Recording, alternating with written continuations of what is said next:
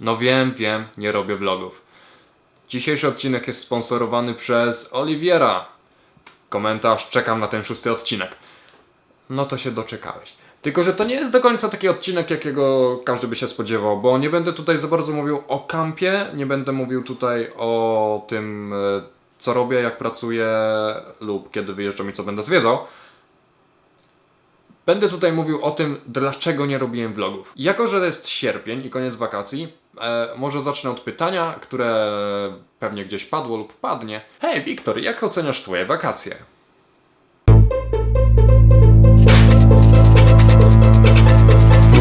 Najgorzej i najsuper. To były najgorsze wakacje w moim życiu, ale jednocześnie najlepsze wakacje w moim życiu. Ha! Szachmat ateiści. Zwłaszcza, że jestem na kampie żydowskim. To był straszny żart, sorry. Przez większość wakacji nie byłem w stanie się nimi cieszyć, tak jakbym chciał. Częściowo z powodu natłoku pracy. Były też inne problemy. Problemy, które przeszły z życia prywatnego na życie zawodowe. W życiu prywatnym bywa tak, że czasami są takie katastrofy, które wpływają na życie zawodowe i towarzyskie i generalnie każdy inny aspekt życia. Tutaj można trochę zachodzić o profesjonalizm, bo profesjonalista nigdy nie pozwoli na to, żeby życie prywatne wpłynęło na jego życie zawodowe. Ale dlaczego mówię o profesjonalizmie? Bo to samo przytrafiło się tutaj na kampie. No i jak zaczyna życie prywatne wpływać na życie zawodowe, no to zaczyna się wszystko sypać. Dusząc wszystko w sobie, wszystkie swoje problemy, wszystkie rzeczy, które zostawiło się gdzieś tam daleko w Polsce, te wszystkie zgromadzone emocje zaczynają się budować w taką bombę, która tylko tyka, aż przyjdzie odpowiedni moment, żeby wybuchnąć. Żeby wybuchnąć i na przykład powiedzieć szefowi: no sorry szefie, ten filmik, który mieliśmy dzisiaj zrobić na Facebooka, bo siedzę od godziny z otwartym programem do montażu i tylko latam kursorem w jedną i drugą stronę, po raz pierwszy od dawna, nie mając pomysłu kompletnie na to, jak ten filmik ma wyglądać. Ciężko jest czasami się na takiej prostej, wydawałoby się, rzeczy skoncentrować. Na czymś, co robi się codziennie. Nagle człowiek orientuje się, że nie da się. Z pomocą przychodzi kamp, bo szef od razu powiedział: jeśli źle się czujesz, to po prostu tego nie rób, nic się nie stanie. No dobra, ale dlaczego ja o tym wszystkim mówię? Dlaczego ja mówię, że emocje i życie prywatne wpływając na życie zawodowe burzą profesjonalizm i tak dalej? Czapkę kupiłem w ogóle z Marvela. Lubię wszystkie filmy Marvela. Batman, Superman. Batman nie jest Marvela, nie? To inne uniwersum. Superman pewnie też nie. Ale Spidermana lubię. To, co przed chwilą zrobiłem, w psychologii nazywa się zakładaniem maski. Czyli mimo, że wszystko się burzy, wszystko jest źle, to na zewnątrz jestem wesoły i żartujący. W moim przypadku, jeśli za dużo żartuję, to oznacza, że generalnie coś jest nie tak i mam jakiś problem, z którym nie potrafię sobie poradzić, dlatego na zewnątrz pokazuję pozytywne emocje.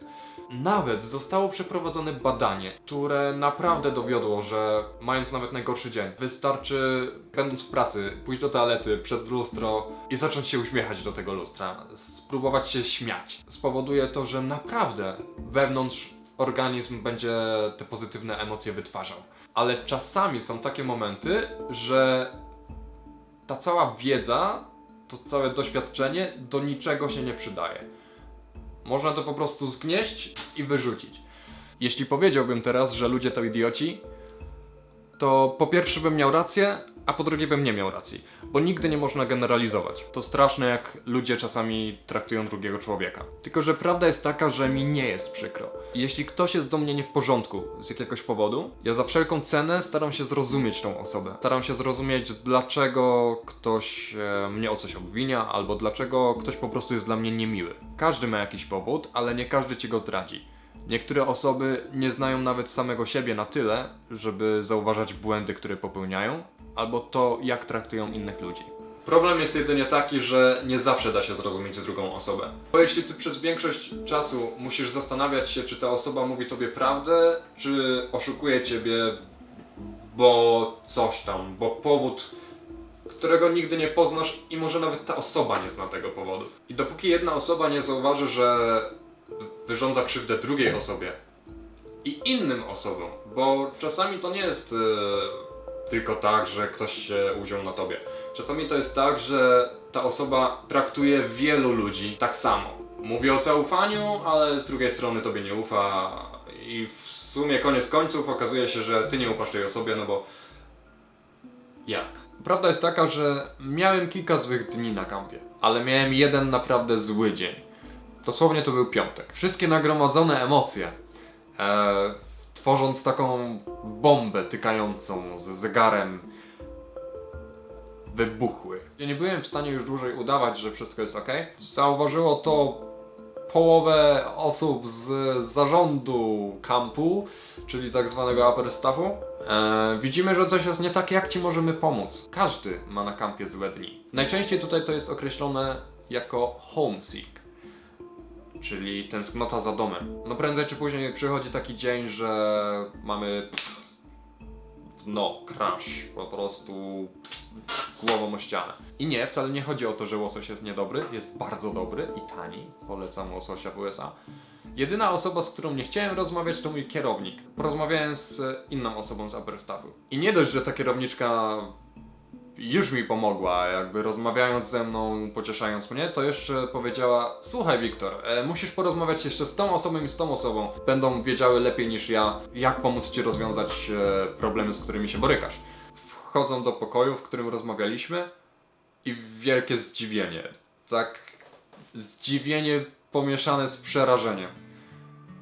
Bo nikt się nie spodziewał, że na kanapie w złym stanie będę siedział ja, osoba, która codziennie miała mega dobry humor, codziennie żartowała, nie bała się żartować z kierownikiem, która ma ksywę Suchar, bo opowiada suchary, osoba, która zawsze ma uśmiech na twarzy. Nikt się nie spodziewał, że ja będę siedział na kanapie ze smutną miną. Takie zderzenie z rzeczywistością zauważyłem na twarzach osób, z którymi miałem za chwilę porozmawiać. Czasami tak jest, że wszystkie negatywne emocje dusimy w sobie, na zewnątrz pokazujemy, że wszystko jest ok. W sumie nigdy nie sądziłem, że nagram vloga. I nie wiem, do czego zmierza mój monolog. Światło mi zgasło. Ale jednak,